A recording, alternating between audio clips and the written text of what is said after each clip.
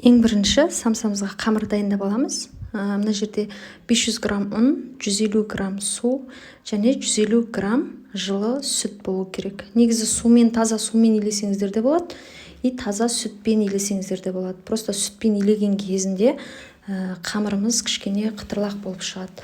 Ал егер де сумен илейтін болсаңыздар, онда кішкене резина сияқты болып қалуы мүмкін.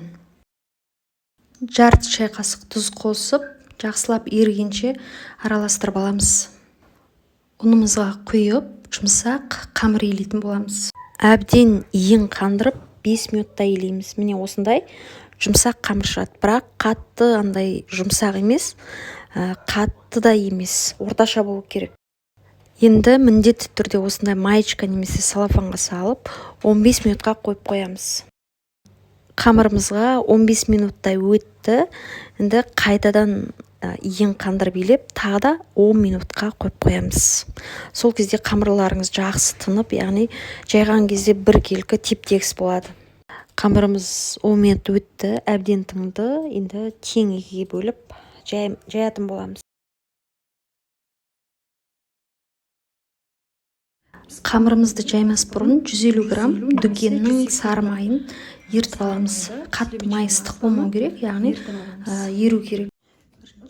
Жаймас бұрын.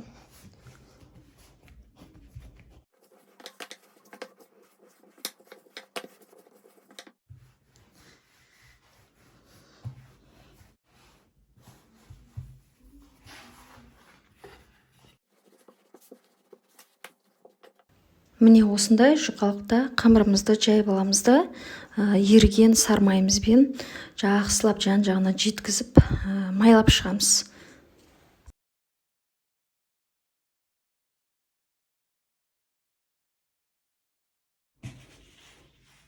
Үстіне екінші жаймамызды қойып, яғни жан-жағын жеткізіп, осылай үстіне салып шығамыз. Екінші қамырды үстіне жайғаннан кейін қайтадан тура жаңағы сияқты үстіне сары майымызды құйып, яғни барлық жеріне жеткізіп, майлап шығатын боламыз. Енді бір шетінен бастап осылай рулет сияқты орап шығамыз. Орап болғаннан кейін тең ортасынан осылай бөлеміз. Сосын тең бөліктерге бөліп шығамыз. Мен кішкене үлкенірек қып кестім, өйткені үлкен самса болғанын қаладым. Егер де кішкентай самса болғанын қаласаңыздар, размерін бұдан кішкентай қып бөлуге болады. Енді осылай домаландырып шығамыз үстінен. Қараңыздар. Осылай түрегелтіп қоямыз. Бұл жерде жақсы көрінбей қалыпты видеода. Яғни тігінен қойып, осылай үстінен басып шығамыз.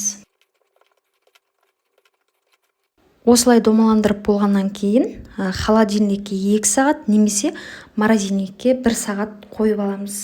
Осы уақытта салмасын дайындап аламыз. Негізі самсаның етін қолмен турап істесеңіздер де болады, бірақ мен фарш, яғни тартылған ет болғанын жақсы көремін. Мына жерде 300 грамм ет және 2 үлкен пияз. Және кішкене құйрық май қостым. Қалауларыңыз бойынша, яғни молырақ қосуға болады. Мен өте аз қостым. Пиязды қолмен турауға да болады. Бізде үйде үлкен кісілер болғандықтан жұмсақ болу үшін бәрін блендердан өткіземін.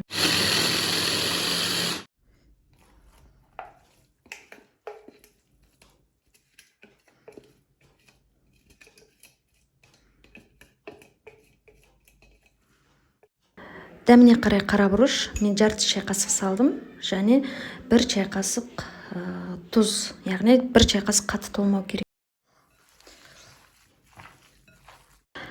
Және картошка қостым. Бұл маңызды емес. Салмасаңыздар да болады, салсаңыздар да болады. Бізде қамырымыз морозильникте 1 сағат тұрды, енді жуып қағып жайып шығатын боламыз.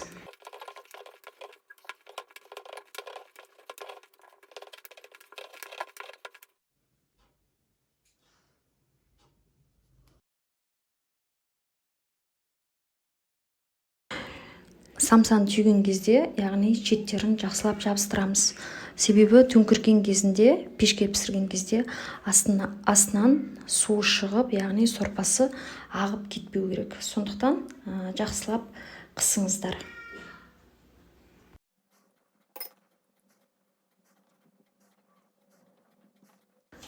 Үстіне бір жұмыртқаны немесе бір жұмыртқаның сарысын жақсылап осылай жағып шығамыз.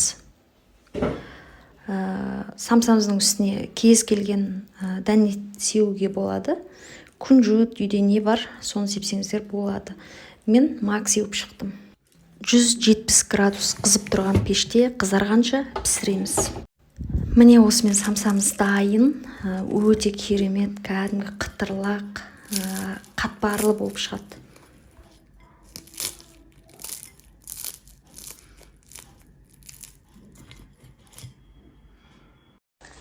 Самса деген күшті болып қараңыздар. Қандай хрустящий. Еще қатпарларын қараңыздар.